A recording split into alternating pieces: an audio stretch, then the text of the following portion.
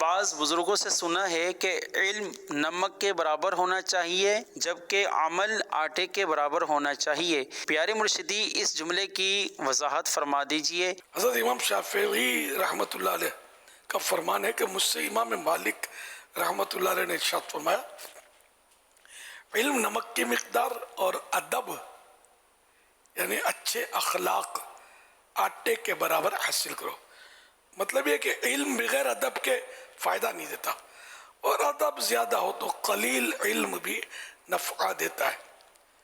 School اور college میں پڑھنے والے دنیاوی علم کے ساتھ ساتھ علم دین اور ادب کے اصول کو بھی اپنا مقصد بنائیں، اور جو دینی علم میں پہلے سے مشغول ہیں انہیں بھی اپنے کردار و اخلاق کو اچھا بنانے کی بہت شدید حاجت ہے۔